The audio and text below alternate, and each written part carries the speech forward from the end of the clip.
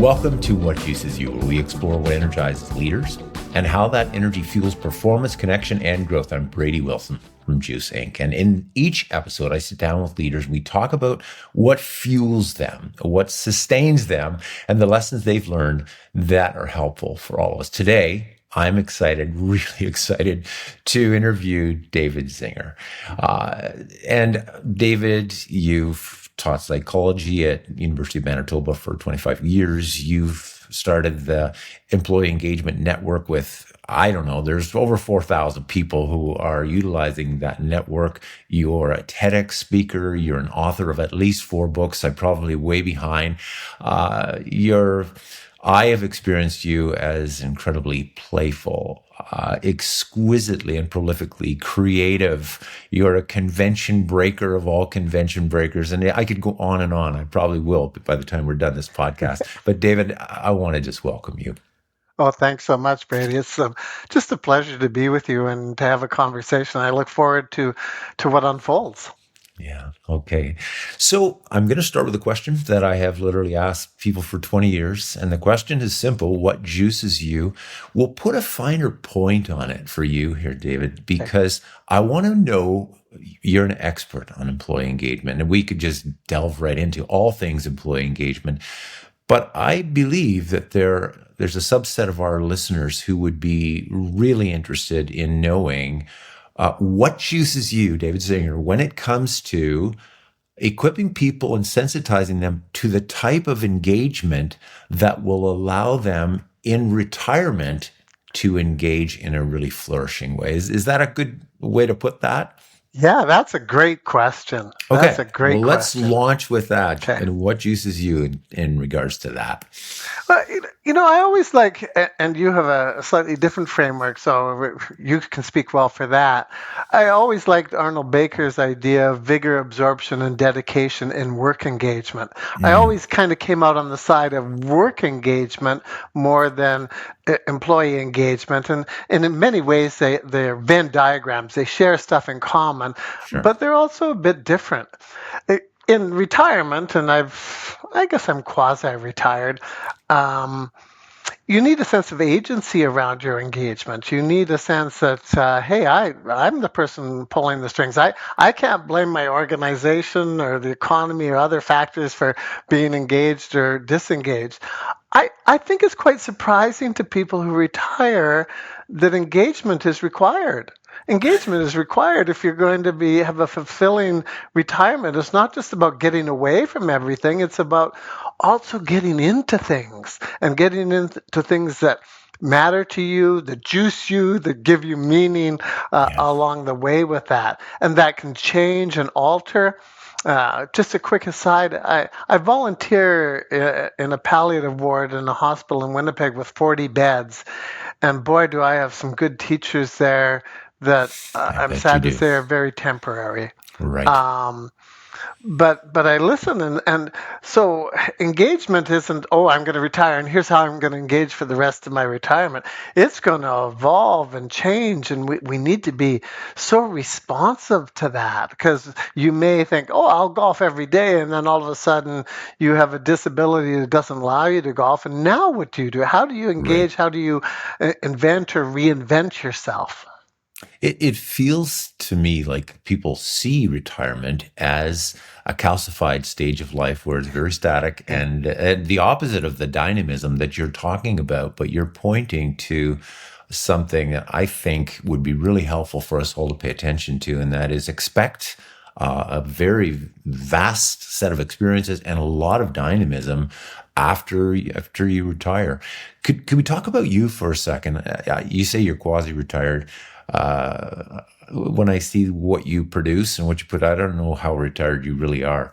But when you think about your personal stance around this, you've already shared some good thoughts about that. But how do you position yourself? Are you ever going to retire, David Zinger? And maybe you will. But when it comes to engagement and you and retirement and those 3 things, give me your personal philosophy. How do you do things? Yeah, retirement doesn't mean you don't work. I have so many friends who are retired and are working at all kinds of things, whether that's gardening, managing an organization, volunteering, athletics, all Yeah. kinds of factors and choices. So I think it does surprise some people that there's work required to have a successful retirement.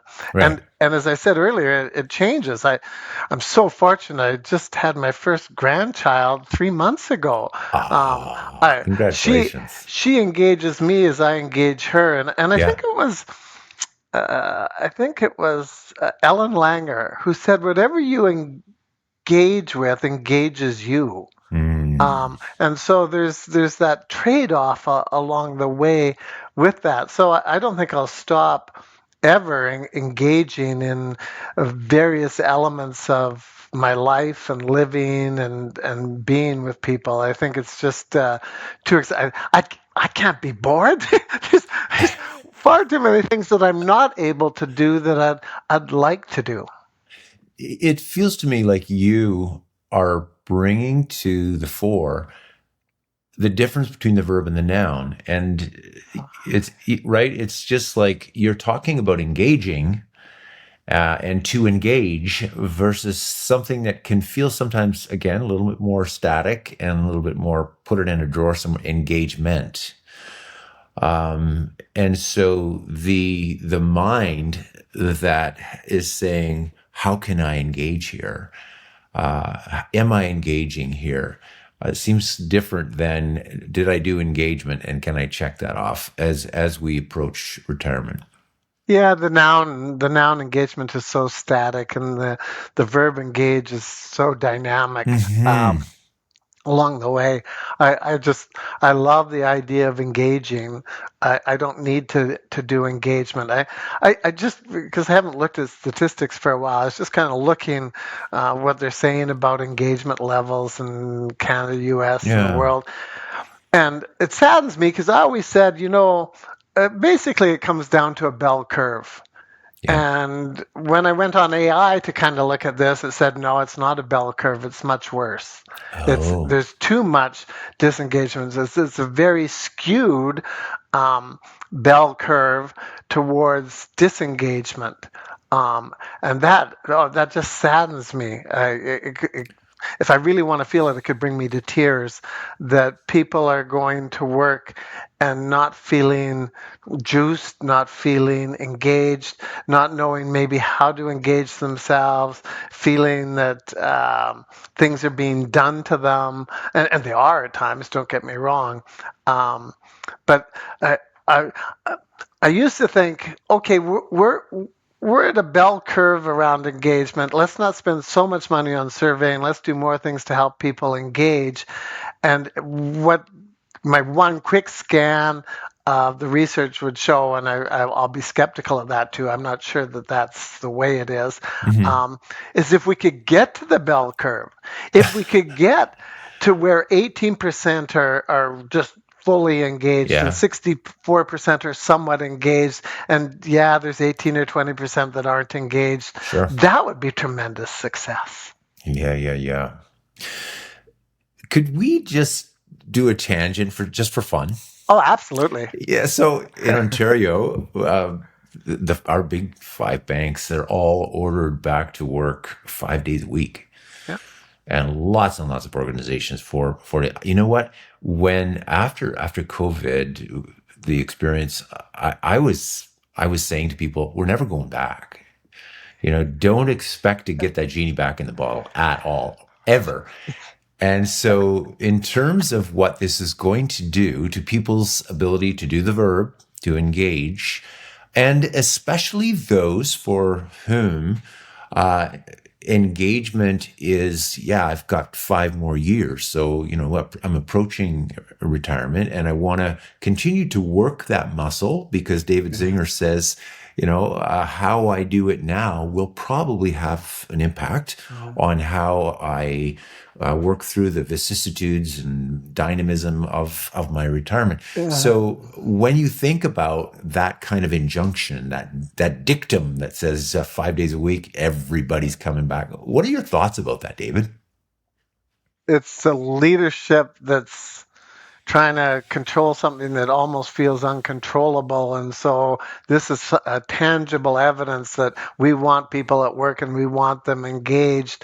And I think the benefit may be much higher levels of incidental social engagement Yes. that can make all kinds of contributions to a workplace. So it's not a bad thing to be in a place with other people Yeah. and working with them.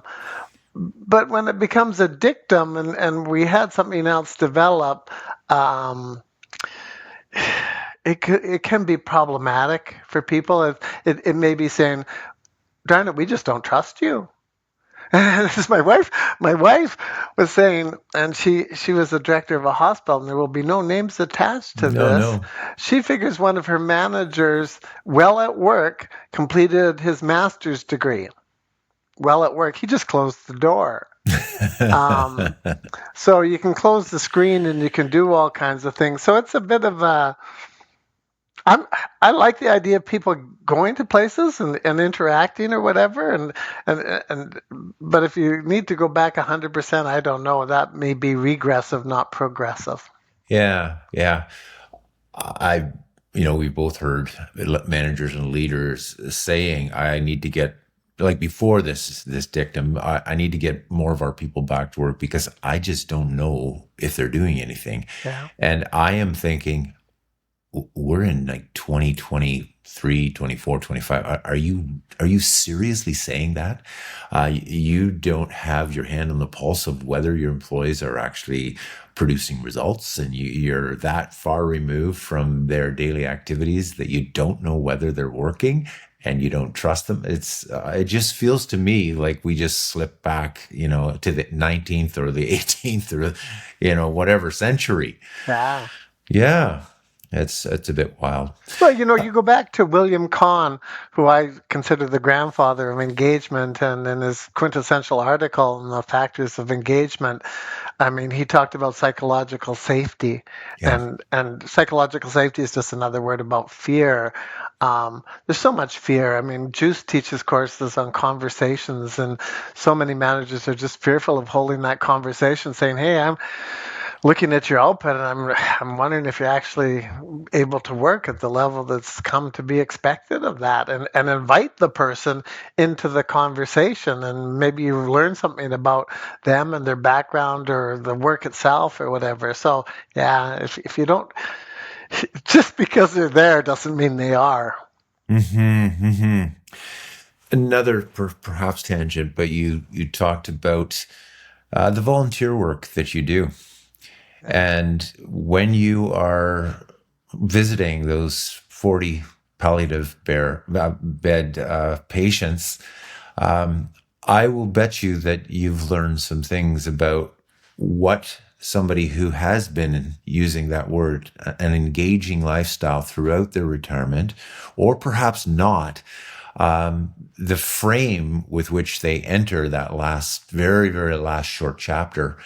Uh, can you talk a little bit about that, David? Can you see the results of somebody who engages with life and what that looks like if it's there or if it's not there in those his final weeks? Yeah, and sometimes those final weeks can turn out to be a couple of years. Yeah, There's yeah, such a yeah. high level of uncertainty Hmm. with that. But I work with on a volunteer. There's 40 beds, and probably 3 times a month, all those beds have turned over. Not all of them, but just about every. So I never get to see people for more than generally 1 or 2 times, and then there's the odd person I see for months. Yeah, Um, Along the way, and some are just engaged. You walk in the room and they just engage with you right away, and some are mired in despair and pain, and maybe yeah, rightly so. yeah. And just it's so difficult. And even for myself, I volunteered last Friday. I knocked, like, I kind of peeked my head in the door and had a nice conversation with the gentleman for about 25 minutes. And generally, I volunteer for an hour and a half.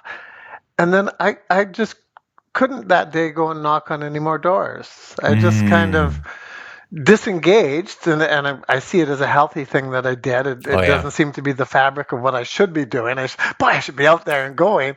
Uh, you don't have to be busy all the time to be engaged. So if you've pulled back from work, you can really engage in, gee, what's going on for me that I pulled back? What's happening? Is there some sort of change I need to make? Do I need to talk to someone? Should I go to spiritual care and consult with them? Should I talk to a social worker? Should I talk to a patient? Should I just talk to myself? And I kind of saw that session, or the lack of the 1 hour where I wasn't going door to door, that I just needed to do that and see it. If it becomes more chronic, then I need to take additional steps. If it was just acute circumstances of the day, then so be it. Because, I mean, we know and you know so well, engagement isn't a level that's attained and maintained. It just keeps fluctuating. Yes.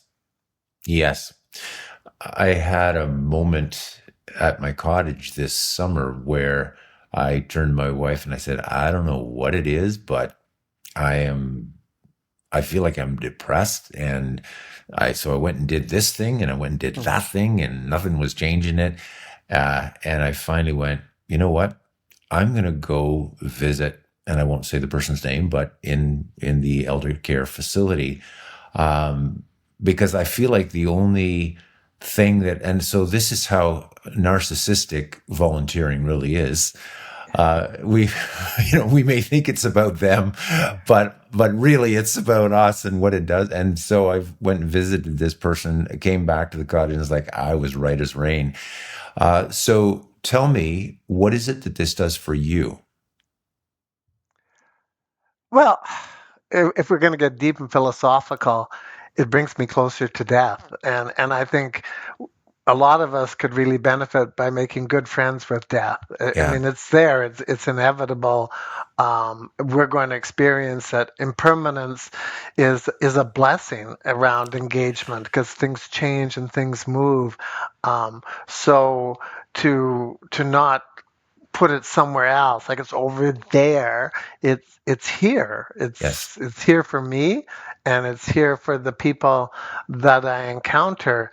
My life is very enriched by continually reminding myself of death of myself and others and people I care about along the way, and not in a, how would I say this? Not with, oh God, I gotta live, I gotta really go, go, go, go. Yeah. No, no, just it's there, like it's a friend, and you sometimes you just sit quietly with a friend, and that's all that's necessary. It doesn't mean you have to be super motivated and oh my God, I might only have 3 years left, but also to not recognize that time is finite Yeah. and things are impermanent is to miss the very essence of life.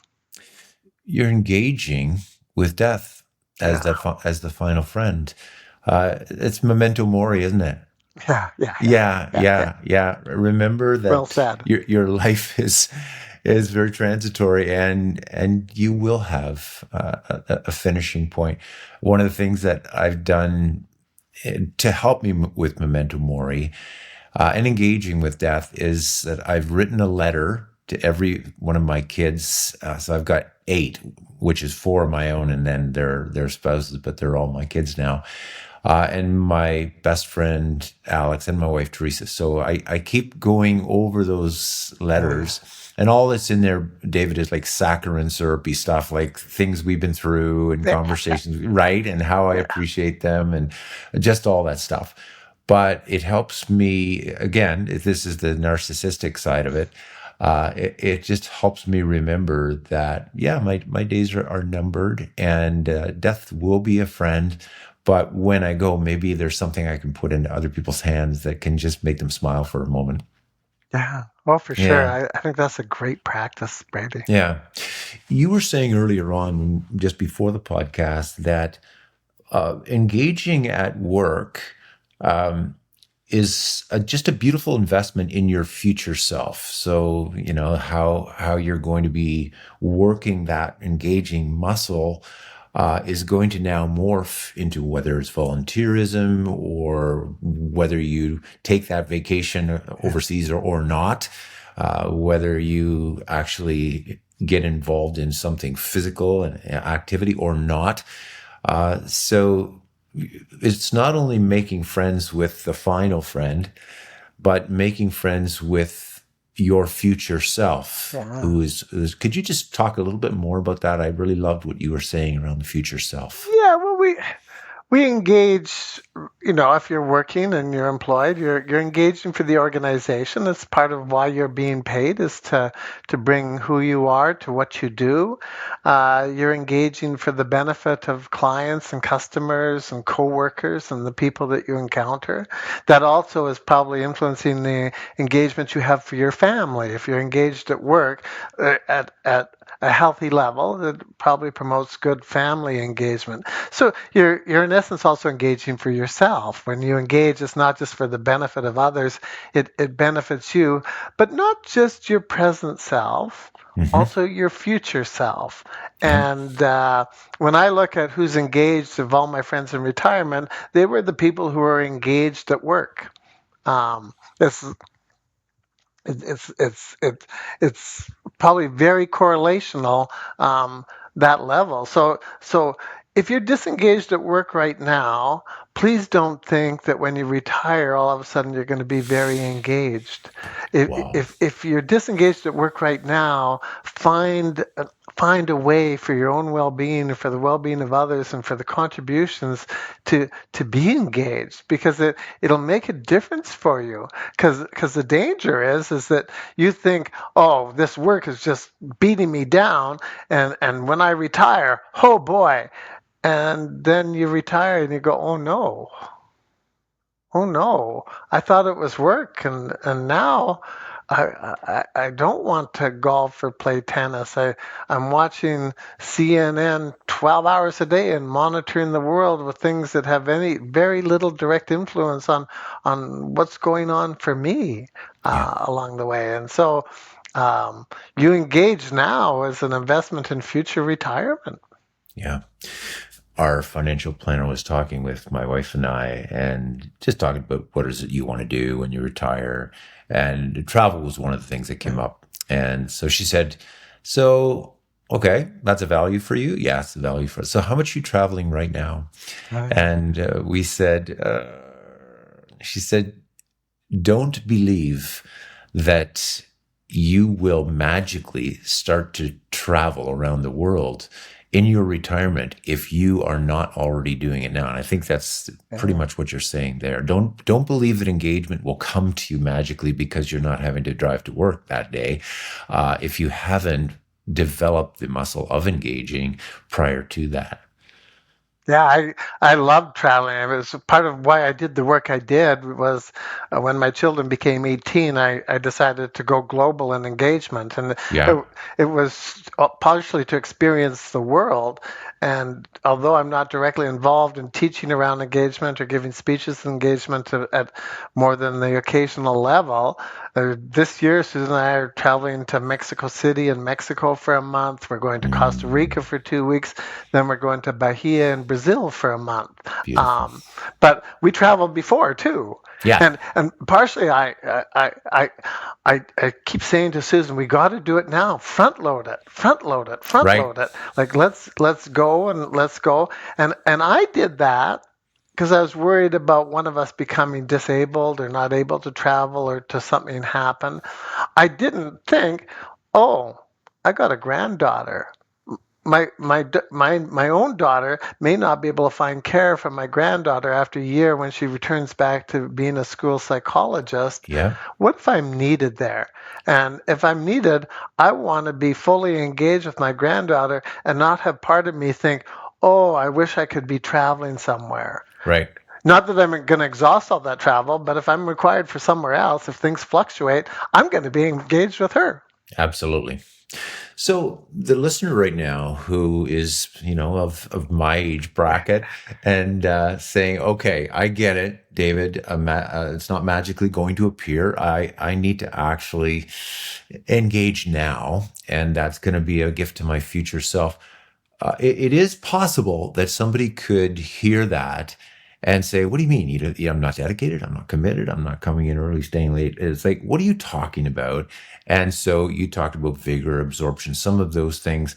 But we're not necessarily bringing the big wagging finger here to anyone.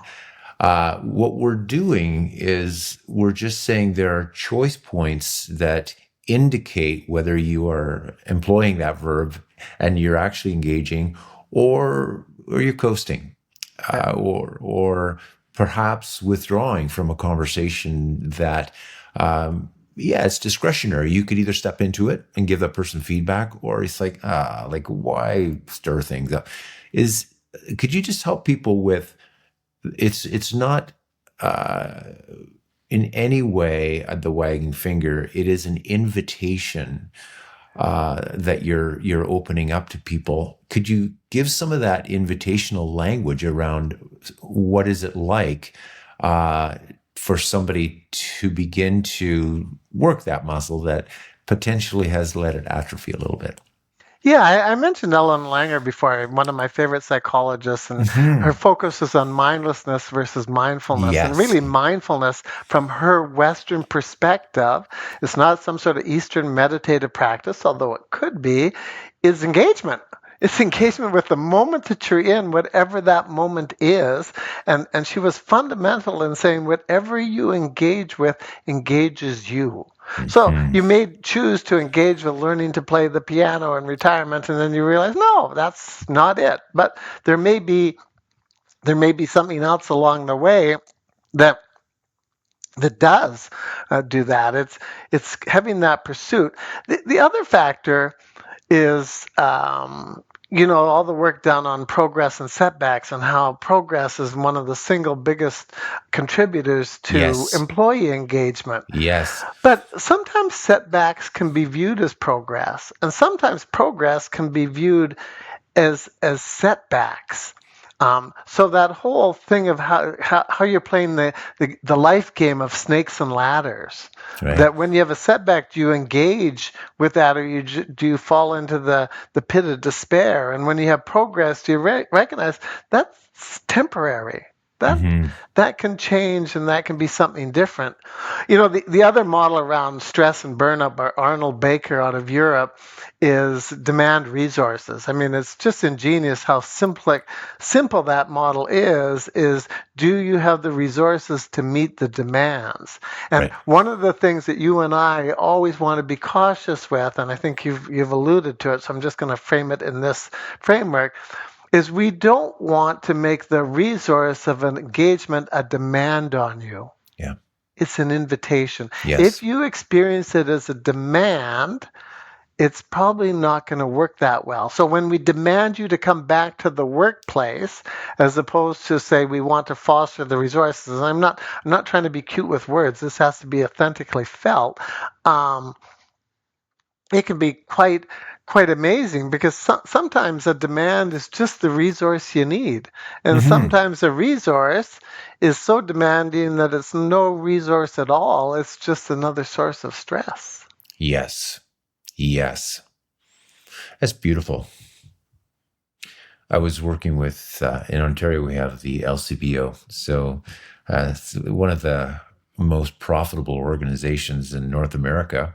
So selling alcohol, as you can imagine, and worked with the CEO and the executive team. And there was a time, so anybody from Ontario listening to this, you know about the Food and Drink magazine, famous inside the LCBO.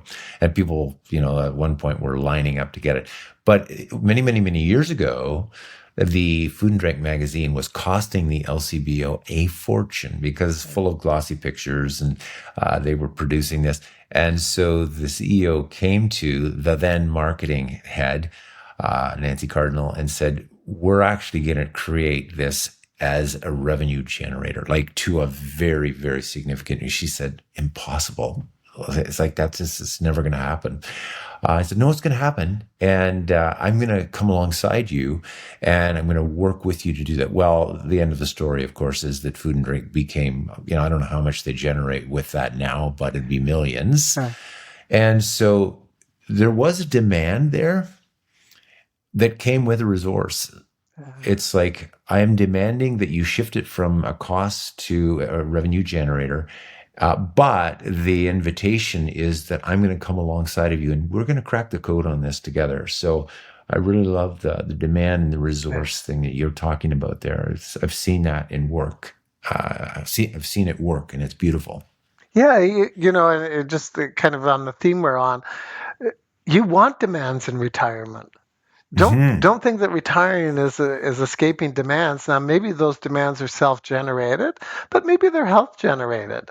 Right. And then how do you build those resources? And going way back to my field of counseling psychology, what I frequently found with the clients I worked with is they suffered from resource myopia. They had resources that they didn't even see. Wow. And big part of my job was helping them to see that how did you get through this before? Who do you call upon? What happens in these kinds of situations? And invariably it would be I had no genius. I had no really good answers to their situation. But if they overcame their resource myopia, frequently they saw, geez, there's resources there to help me with that demand. I like that. It feels like, we talk about in terms of energy, people feeling the emotions of belonging, security, freedom, significance, and meaning. And those are all kind of in Yeah. tension with each other. But the freedom one is interesting because I think a lot of people think about that as I am looking for an existence that is free of demands. And that's Good retirement, luck. right? That's retirement, where there will be no timelines, no deadlines, no pressures, no high stakes situations, no huge responsibilities or accountabilities. I don't own this project or this division anymore. And so now I have zero demands on my life. And a life with that much freedom where there isn't an opportunity to contribute or there isn't any sense of responsibility for those that you care for, or whatever sort of demand that there is. That to me would be a life that has zero energy to it, Yeah. and a life of the inability to engage as well.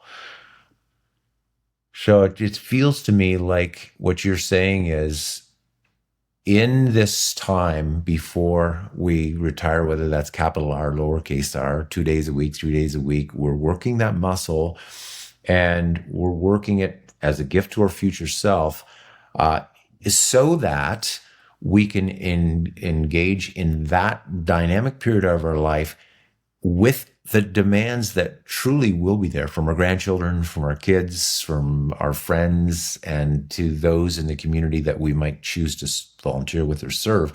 And with that engagement comes perhaps a more enhanced view of where are the resources. It's not on me in these demands to have to bring everything. Yeah. What is the network of relationships that I have? What is the web of knowledge that I can access, that I can find those resources almost like coming to me in surprising ways? Is that what you're describing, David? Yeah, let me give a personal example. Is that Yeah. I'm 71 years of age. I've got wonky knees, so both of Oh, them will probably require replacement. And I've got lots of friends with wonky knees and hips and things like that. yeah. And I see some of the people really see that as a setback and a real discouragement. And there's a lot of, I mean, I'd like it to be better, but Yeah. there's a lot of moaning and groaning about, oh, well, it's taking me 18 months to see a surgeon, and it's taking me 18 months to get one knee done, and I got to wait another 18 months to get, and it's like, you just engage. Like, yeah, I have to do steps two at a time. I no longer relish going to Costco and carrying a flat of Coke Zero of 30 down the stairs. Right. But I break it up. I mean, I can still fully engage. We've got trips planned, and I'm not sure how far I'll be able to walk. I'm Yeah. not sure if we're in Costa Rica that I'll be able to go on hikes Right. like I could have. But I can still go to Costa Rica. I can still go with the rest of the group to where they're gonna hike, and I can take 600 steps in, and if it's rough, then I just take 600 steps back, Right. and I can sit there and have a hummingbird come to me. Yeah. Yeah. And I'm not. please, anybody who's going through physical stuff, don't hear that as that's what you need to do. It's just an invitation, because to be engaged is woven into the fabric of my very being.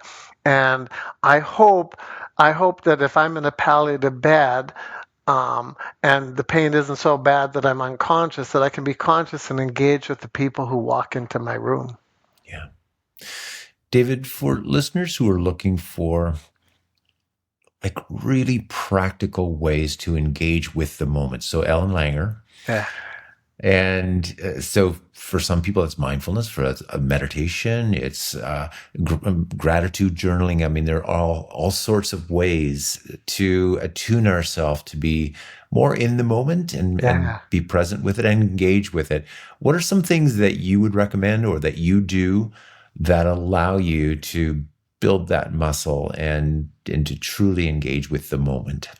Yeah, I don't do it anymore, but I used to work with procrastinators, and I used to have a film, the old real films and things like that, but Yeah, yeah. to procrastination groups. And there was a guy who wrote a time management book called Ellen Lakian, How to Get Control of Your Time in Your Life, sold 3 million copies or whatever. Very systematic and organized and stuff. A lot of it just, it's not me. But he did have one statement in there. He said one of the keys is to keep asking yourself, what is the best use of my time and my life right now? Mm. And to ask that 6, 8, 10, 12 times a day. Hmm. Questions engage. So our Right. ability to generate questions for ourselves can be engagement. My central practice is pardon me, when I worked very actively in the field of engagement, I said people don't have the same level of engagement for a year or 2 years. These numbers, how meaningful really are they? They're maybe indicators. I said my engagement changes probably about every 10 minutes. Yes. And to this day, I work with something called my E zone, which is Yeah. my engagement zone. Yeah. It's 10 minutes. I start not every day because I'm not anal compulsive, but I start most days with a little piece of paper. And every time I've engaged for 10 minutes, I note it. Like, Yeah. did I do dishes? Did I write? Did I meditate? Did I clean the house? Did I do something else? And I just record it because progress. I see progress Right. every day. I don't see what I didn't do. I see what I did do along the way. And because I have arthritic knees, stretching is very important to me. After every 10 minutes, not all 10 minutes, but most 10 minutes, I stretch for Yeah. 1 minute. I Yeah. just do a little bit of movement for a minute. And so I live quite extensively within 10-minute time frames. And I know when I was working, a lot of people would challenge me on that. Yeah, I can't work for just 10 minutes. I said, just because it's a 10-minute interval doesn't mean that you don't stack or string 15 of them together. So Right. if you're going to write a book, and you can write a book in 10-minute periods, but probably you need to stack or string many times where you're doing 6 or 8 or 10 of those in a row with these 1 little minute breaks, and then you kind of go back into 10. So that's that's so ingrained in me. It's just a habit I don't even think of. In fact, when you asked the question, I didn't even think of that, and then I realized, oh shoot, Yeah. that's what I Yeah. do. Yeah. I love that. And 10 minutes seems, it just feels intuitively that's the right block of time. I'm I sure there's, liked 11 minutes and 11 seconds. I like that okay. number, but I have a cheap watch, and the timer on the watch. Let's see if we can get it. Yeah. It's the first thing. It just goes to 10 minutes. Aha. Yeah. And Yeah. so, Yeah. and then it vibrates. I don't have a chime or anything. I just feel a vibration on my wrist. And so I go out and mow the lawn or rake leaves. We're going to start to have lots of leaves, and I got lots of oak trees. Yeah. I can rake a lawn, or I can pick up leaves for 10 minutes. Even Yes. with arthritic knees, I can do that for 10 minutes. Yeah. And it's amazing how many times I stack or string 6 or 8 of those together. Yeah. And if I leave the job, and I used to always mow the lawn and do everything at the same time, now sometimes I don't. Sometimes I only do half of it, and usually the front half or the back half instead of just Yeah. half of the Yeah. front. But then I also know when I go back, the next day on Friday, I only need to start with 10 minutes. Yeah. So people like, I can do anything for 10 minutes pretty much. I love that. I can vacuum my living room in 10 minutes. Oh, yeah. I can do the dishes in 10 minutes. Yeah. I can have a meaningful time of meditation in 10 minutes. I Absolutely. can have a darn good conversation with my wife in 10 minutes. Yeah. Yeah. That's really accessible, David. I love it. Yeah. And it's, you know, sometimes you don't do it, but it really does help manage progress and setbacks. You Hmm. know, Teresa Amabile, who did that great book on the progress principle, Yeah. I think really for me, the living of that is the 10-minute intervals, so that if I have setbacks, it only takes 10 minutes to deal with it. If I have progress, I recognize, well, it's 10 minutes, but it may not last, it may not sustain. Hmm. This is maybe another tangent, but it makes me wonder about, either the discrete 10-minute chunks or the stacking of them, and what some organizations are doing now, just in terms of stacking a time of absolute undisrupted and deep work, no interruptions, and then another part of the day that everybody agrees to, where for these 2 or 3 hours it's fair game. Yeah, email me, text me, knock on my door. We're going to be out and about, and somehow creating those two different, very different stacks have created immense profit or performance and productivity in Yeah. organizations. So, it's just a little different way of saying, yeah, do the 10-minute stacks, but use them in different ways. Yeah, it just triggered for me.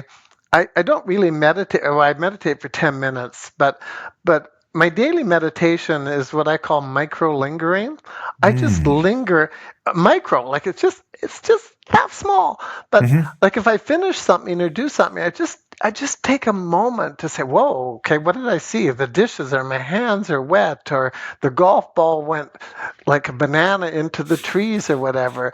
Um, and so I've built quite a practice around micro lingering, because I think lingering is kind of an interesting thing, but there's so many things that engage me and are interested that if I try to linger, I'm probably not going to do it. But I can always micro linger. I can That's beautiful. always just linger for that. Like even right now, I'm just looking at something in my office and I see papers or whatever, and I can see a mess, or I can just see, well, that's an interesting pattern. Like it's just there, and not have to do anything. I just lingered for a moment, and so many people go for walks, and I don't think they're there when they're walking. Right. Just like, okay, walk for 10 minutes at a time. At the end of every 10 minutes, just linger for a second, and whatever you see or whatever you hear or whatever you feel or the pain in your knees or what, just linger with it for a second. You don't have to do Hmm. anything about it. Just linger.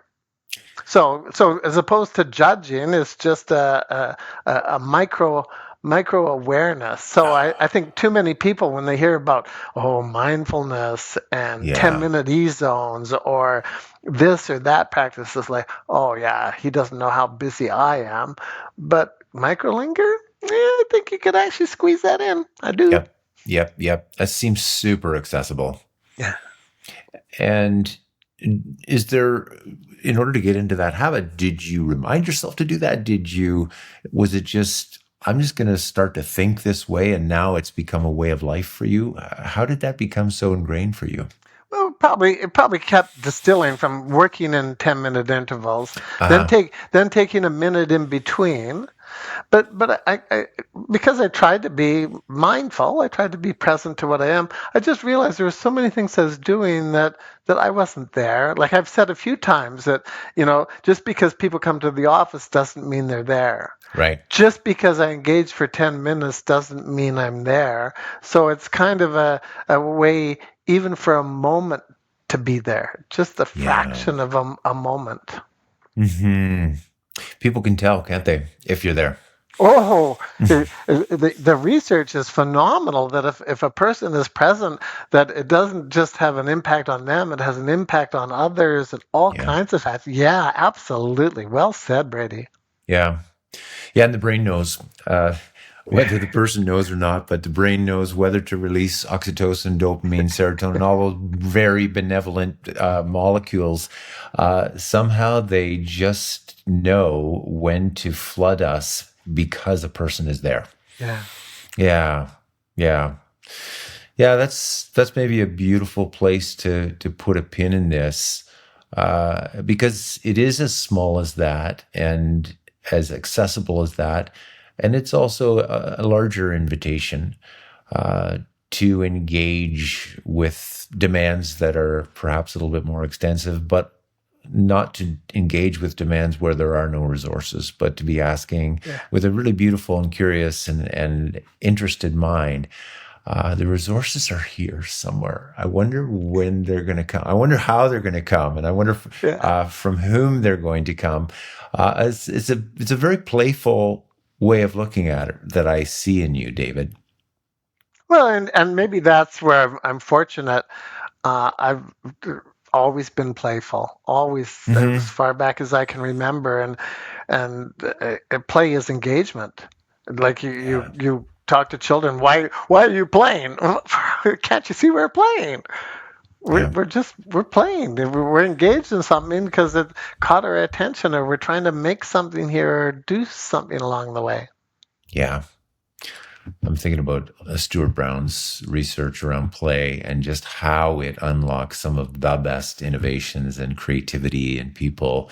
And I think play is, yeah, it's a bit of a dirty word for people in the workplace. And potentially for those of us in our kind of 50s and 60s, we're somewhat divorced from play. So it's refreshing to see that it's so alive for you. Yeah, and just a quick aside here. Yeah. That's part of my pet project, and I'm not having great success with it. And I've done a lot of things that I haven't had great success with, but they've interested me, and so they're wonderful experiences. I'm really have been trying to work with artificial intelligence and palliative from the patient or the family's perspective, and Mm. capitalizing on that resource and being playful with that resource and looking at how they be skeptical of the resource and yet how they might find value in that resource. And I think it's just a resource that playfulness AI is just not being utilized anywhere like it could for patients and families. Like if you wake up at 3 a.m. in a hospital bed and you don't want to disturb the nurse, but you've got your phone there, and whether it's Chat GPT or it's Gemini or it's one of the other things, and you've got the voice attached to it, you can engage in a conversation. That doesn't mean that training isn't required, and doesn't mean that being skeptical isn't valuable along the way. Like I, because my background's in counseling psychology, going on a tangent No, here, that's great. but because my background in counseling psychology, um, I find AI is as effective as 80% of all the counselors I've ever educated. 80%, but not in and of itself. It Sure. requires an educated user or prompter or whatever Hmm. words you want that can also be skeptical and can say to AI, no, don't give me pat advice. I need something deeper or richer. Or I love Joni Mitchell, so kind of frame it within a Joni Mitchell framework that makes some sense to me. But I'm coping with this terrible cancer in my stomach, and I need some kind of help. And Hmm. boy, I mean, it to its detriment, but also to its plus, AI has been designed to please us, Right. which is problematic in certain times. Yeah. But at other times, that may be exactly what you need. And so I look at that, and once again, I haven't been very successful in getting that woven into the fabric of what a lot of people are doing, but it's happening by default. It's now happening by default that if you go and do a Google search, AI is the first response. Right. AI goes in there and gathers it and moves with it and Oh, things yeah. like that. So I said it either happens by design or by default, and why don't we work a little bit more on how we design it along the way? Beautiful. One last question that is in your work in palliative care or your volunteering. Have you been there in that final moment for somebody with somebody where I know there's a ton of research around kind of things that happen in those final seconds or moments. Have you been there, David, to experience some of that? A little, a Yeah. little. It, it's very, it's very interesting. The last breath. Yes. We talk about the last breath, and the last one was actually a neighbor of mine and a friend. He'd been in care, not just palliative care, but care for 8 years, and he wasn't really conscious. He had dementia and Alzheimer's, and people didn't go to visit him. I visited him, and he was so good to visit with, just to sit, just to sit with, and I took a lot, but um, there's what he taught me was the life force. Yeah. It's not necessarily that people have a great will to live, although some do. Some people really want to die. Yeah. We have an aunt, 103, my wife's aunt. She wants to die. She's wanted to die for a long time. Yeah. Um, and it's not like she has a will to live, but what she has, this is my own words, Hmm. she has a life force in her. Yeah. A life force that just engages life. And even though it may not be the quality of life that she wants and the experience of life she wants, there's a life force that just engages. Yeah. It seems to me like you're pointing to one of those other surprising resources. So, yeah, you want me to engage. Where do I find the chutzpah and the energy for that? And perhaps sometimes just recognizing and being aware that that life force is incredibly powerful, and can be drawn upon to allow us to step into life and to step into death as well. Yeah, and to use our words today, it's always inviting. Let me give a quick example. I was on Hmm. the island of Naxos in Greece, and there's something called La Portera there, and it's a big archway. It was to a cathedral of 2,000 years ago or Hmm. whatever, and and I was there, and it was an incredible. I had an incredible experience of it, Yeah. and I think the most incredible part of the experience was it was a gigantic archway or door, and it was wide open. Ah, yes. Yes. The massive invitation. If you get a chance, go on the internet and look at La Pratera and in Naxos, and it's just a structure. They built one in Dubai. It's nice. It's just not the same. And Yeah, and yeah, yeah. and when I was there, it was an incredible experience. I went over to the island. My wife was sleeping. I went over to the island and I was just walking around because I was so drawn to it. And Yeah. then all these film crews and ballerinas and players, and I realized Bollywood was here, and they closed the island. You were no longer allowed on this little part of the island, but I was on it, and because it was a public place, Yeah.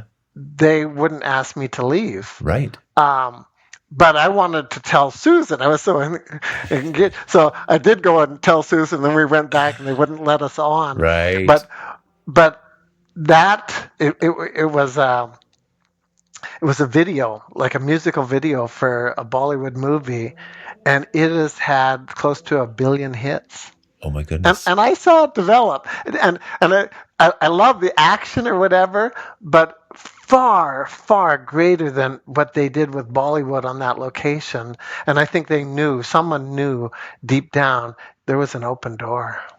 An open door. Well, I think you've given us an open door to how we can engage, both in the micro lingering moments, but also more extensively in those larger demands that life might have for us. Whether it's our brand new granddaughter, or your son coming up to Canada and ending up spending 14 days feeding the hungry. Life does invite us into just beautiful moments of how we might contribute, how we might make not the difference in the world, but just make our own difference and bring our Yeah. own contribution. And so, beautiful invitation for us to engage. David Zinger, thank you so much for taking the time to be with us today. I knew it would be wonderful to connect with you again, and I certainly was not disappointed. Thank you so much. Oh, I love talking with you, Brady. What a joy. Thank you. You're welcome.